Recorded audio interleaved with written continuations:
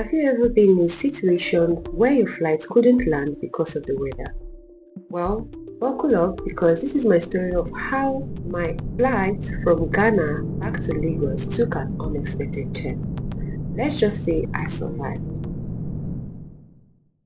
So I leave today for Lagos and I've been trying to get taxi since, but the first one was moving and stopped moving for 15 minutes now. I've been waiting for this taxi. So I've called another one. I'm supposed to be at the airport by now. Anyway, see you guys at the airport because I can't talk now. So, I recently visited Ghana and as my trip came to an end, I found myself excited but slightly nostalgic about leaving. Fun fact, I wasn't even supposed to travel back this day, but somehow plans changed. Maybe I was missing Nigeria so much.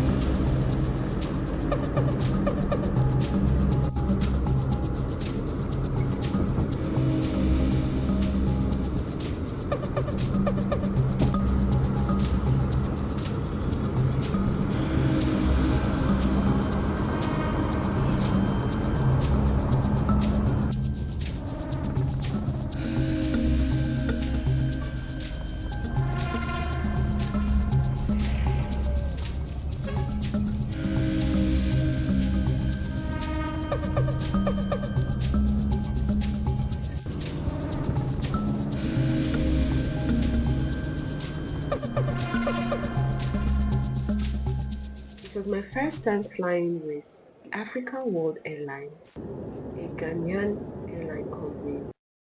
The flight came in on time, which I really loved. We didn't have to wait for hours, and everything went smooth.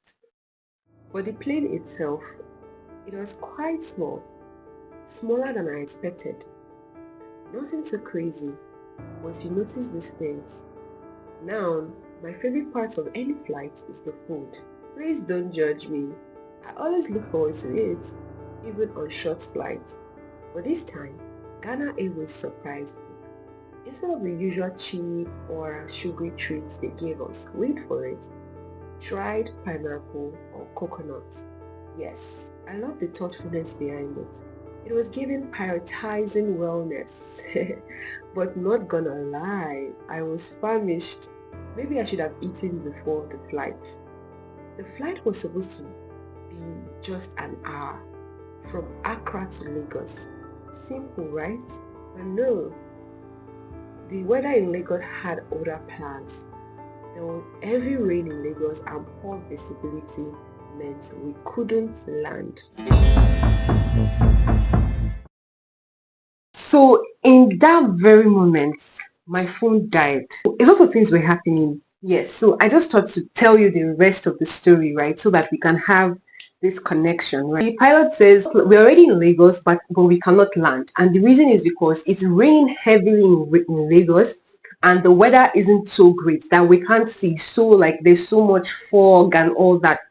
And that there are other planes too that are here right now and they're trying to land and they find it difficult to, and a lot of them are going back.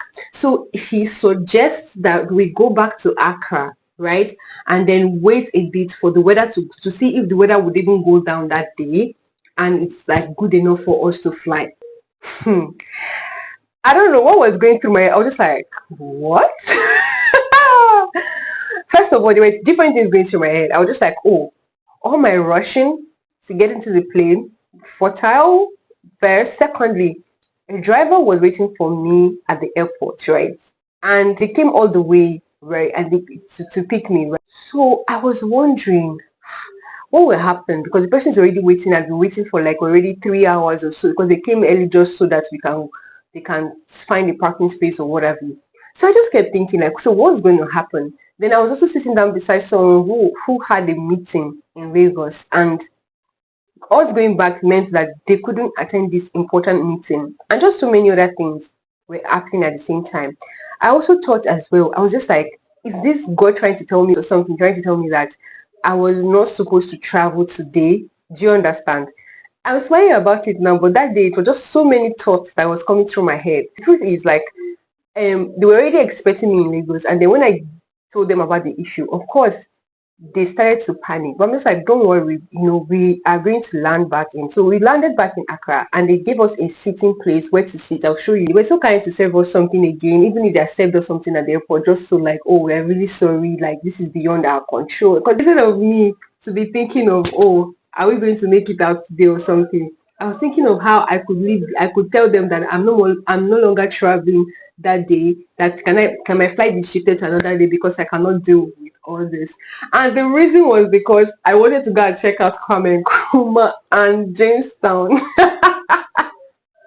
So I told one of the seatmates that I think I want to go and tell them. The person said, I don't think this is the wise decision because they may call us very soon. God, in my head, I'm just like, what do I do? I was not supposed to travel today. Who sent me?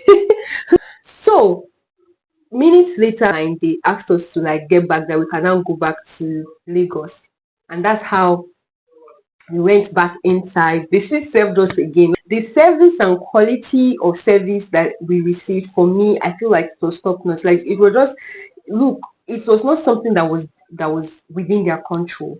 And even at that, it was not something within their control. They still found it within themselves. They still decided to help and to just about customer, like treating your customers right. So see, if I had checked my weather forecasts, I wouldn't have even shifted. Like if I'm someone who pays attention to weather, I would have checked my weather to see that, oh, I couldn't fly on that day, right? Or some people might think, oh, why didn't they check?